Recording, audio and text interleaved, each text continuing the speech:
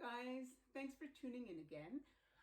I thought I would show you my little support dogs, my emotional support dogs. This one is Tanky, he's big and goofy. And this one is our little Rosie. She's the little chin that I always hoped I'd have. I wanted a tiny little black and white girl just like her. And she has a wonderful personality. She loves everybody and everything, but most of all, she loves to be loved. And who doesn't? So I just wanted to say that I recorded another video actually this morning, and I had even edited it and I was ready to put it up. And then an interesting thing happened to me. I had an appointment and I met somebody who is very much like me. And it was a very mundane opening a bank account appointment, and it actually turned into a real connection with another human being. Those are the moments that really make what I personally am going through worth it. And because he actually taught me a lot, and I was able to tell him a lot because of my experiences about his health. So he's also diabetic and he is also overweight and trying to manage that. He's a lot younger than me. He's only 40 some odd years old. But I've had diabetes for 40 years. So I was able to give him some advice that maybe which he told me he didn't know. I also explained to him about mansplaining. Ask any woman, they'll tell you what that is. So it was a great encounter. I probably won't see him again, except if I have to go into the bank for some reason. But it was very, very fulfilling. And then I came home, and I had been on Twitter this morning doing my thing. And someone was trying to rile me up, wanted me to argue spirituality and science. And I just said that science and spirituality coexist. And Einstein was a very spiritual man. There's a psychiatrist, his name is Dr. Brian Weiss, that has been a real inspiration to me. And but he was having none of that. And he just wanted to argue. And I finally told him, look, I'm not going to argue with you. That's it. We're done. Got off Twitter.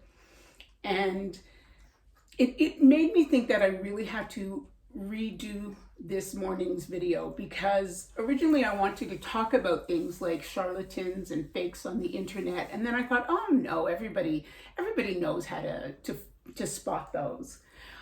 But then I realized that not everybody does, especially younger people, because they've grown up on the internet. They think that practically everything they see is real. And that's how some of the people who want to take advantage of you, or of people, not you in particular, but of people, that's how they get away with it. For instance, everybody has seen all those funny looking recipes where you pour like milk or you take a milk carton and you put in some flour and an egg and a piece of chocolate, and you put it in the microwave, you shake it up, put it in the microwave, and it comes out as chocolate cake. Okay, so many people have tried it and it doesn't work. And it doesn't work for a reason, because scientifically it is impossible to do that. So I just want to tell you about one of my favorite debunkers on the internet. Her name is Anne Reardon. She's from Australia. She has a channel called How to Cook That. And she is a food scientist, and she's also an amazing decorator, dessert maker. She makes the most beautiful things. And if you like that type of thing, you should follow her. And, because she gives really good directions on how to duplicate what she does. I love to bake, but I'm more interested in my food tasting good. And because I'm not an artistic person, I can't make them taste good and look like a purse or whatever is in style these days, okay?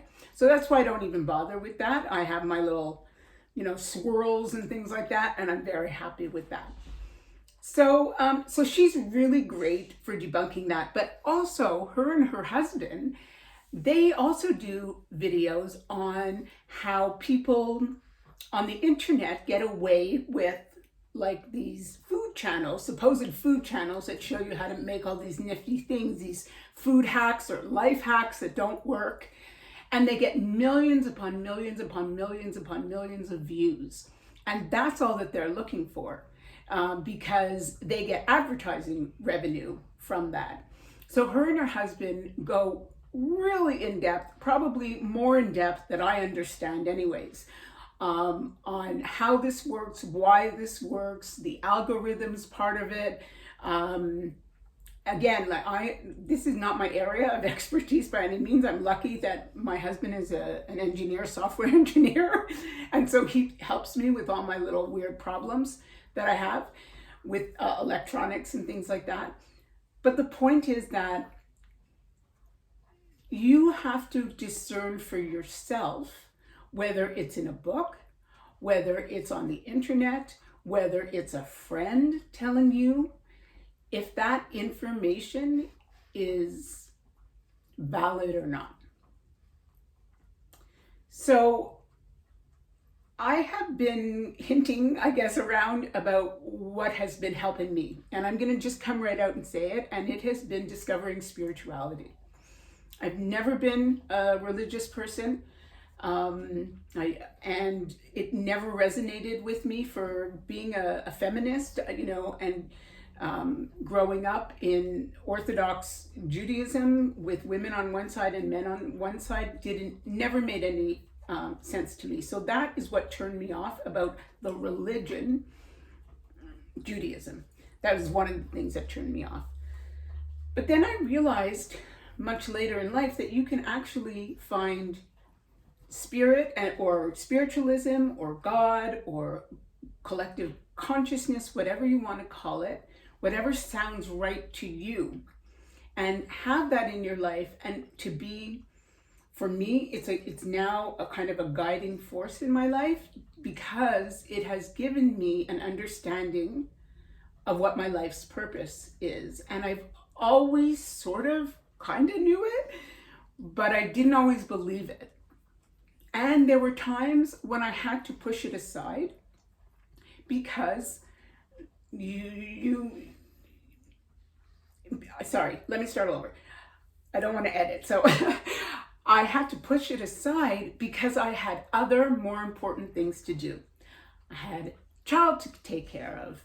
I had people in my life who needed me to be more of my brainy self. I can't remember which one is right brain or left brain, but the one that is more detail oriented, intellectual, researchers. I did all that, and it has served me well. I was able to create a life for myself and my daughter, and she really did not want for any material things. And I'm very grateful that I had the intellect to be able to do it. I didn't rely on praying that I would advance in my career, or just thinking, well, I'll just sit back and let it happen. Because here's the thing, we all have free will, and we all have the ability to use our gifts and talents to find what it is that we need at that particular time in our lives. So I really became a lot more myself again when I met my current husband, and he was very supportive of me leaving a very high pressure job that paid very well, in order to become more of a mother to Lily. You see, when she was a baby, I couldn't think about things like that, because all I had to do, my purpose in life was to be her caretaker. And when she was young, it was, food, clothes. She thought it was a Disney store at one point, but that's another thing. All those things were so important to me in my life. And so that's why I decided, when my husband said to me, it's okay, you can take a lesser paying job and you can spend more time. Well then, wow, it changed my world, because I was allowed to join the parent teacher association and become the president, co-president, and do all these events for school and meet these wonderful people. And it was very much in my world a blessing.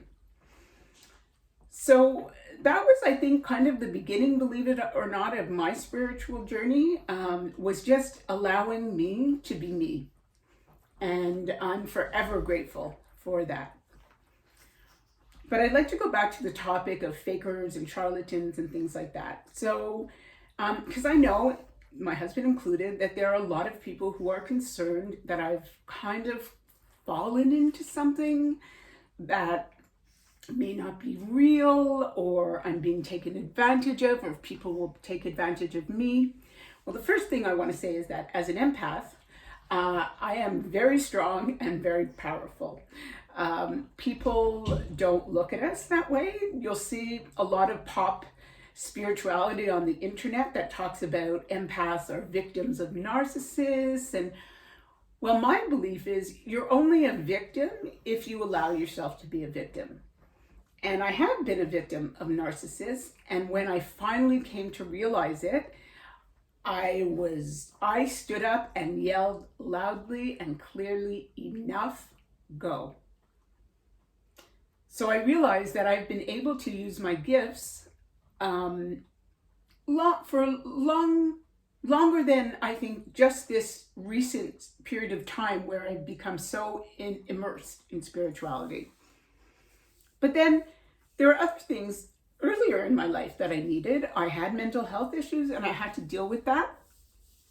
And even today, although I do not have any mental health issues anymore, I do take a very, very low dose of an antidepressant because it was a medication that helped me, and it is very, very hard to go off of it.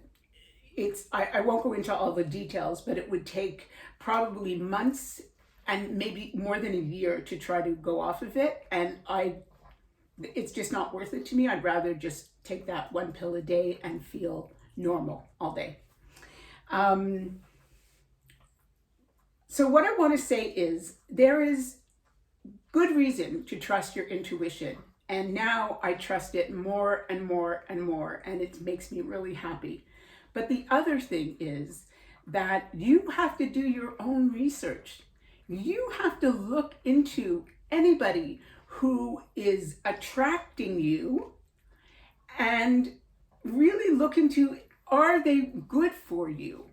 Because not everybody is, not everything is. We all know about charlatans and fakers in religion, in psychology, in spirituality. And there are a lot of people on the internet who are only there to make money. Now, it's not a bad thing to make money. It's okay. Money itself is not bad. We get to do a lot of things when we have money available to us, travel and things like that. It's when you are so attached to money that you get into trouble. And fortunately, I have been learning how to detach from money because money was always very important to me.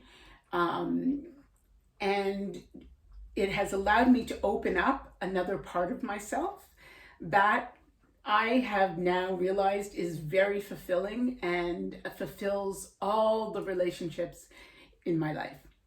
So I'm going to leave it there for today. I just had to quickly come and record this. I hope it's it's good enough to upload. And I just wanted to say, again, if you're watching this, thank you so much. And I hope to be with you again soon.